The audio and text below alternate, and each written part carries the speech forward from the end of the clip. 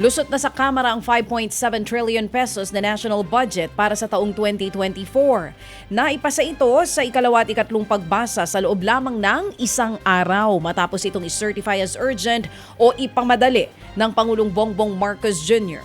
Nagkasundo naman ang mga mambabatas na ilipat ang confidential at intelligence funds mula sa mga ahensyang wala namang direktang kinalaman sa pagbibigay proteksyon at seguridad sa bansa.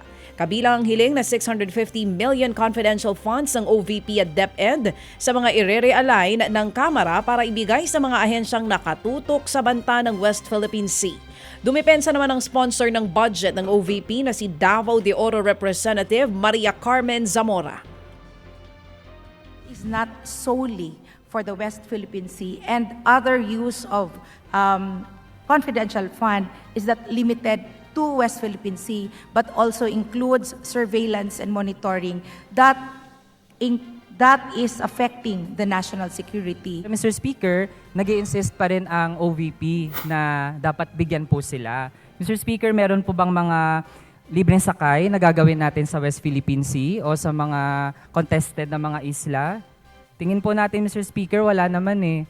Kaya, Mr. Speaker, still, hindi talaga justified na mabigyan ng confidential fund ang OVP. Wala pa rin daw natatanggap na audit observation memorandum ang OVP tungkol sa confidential expenses, taliwas sa naunang sinabi ng Commission on Audit. May panawagan naman si Gabriela Party List Representative Arlene Brosas tungkol sa confidential funds. We are asking to abolish this confidential funds. Actually, hindi lang po sa ahensya ng OVP. Gusto natin maging accountable din ang lahat ng ahensya na meron nito. At yung mga gustong kumuha pa nito, Mr. Speaker, dapat po talaga magkaroon ng pamamaraan na makita natin kung paano ito ginagasto. Ted Filon at DJ Chacha. Ngayon, nasa Radyo 5, 92.3 News FM. Monday to Friday, 6 to 10 a.m.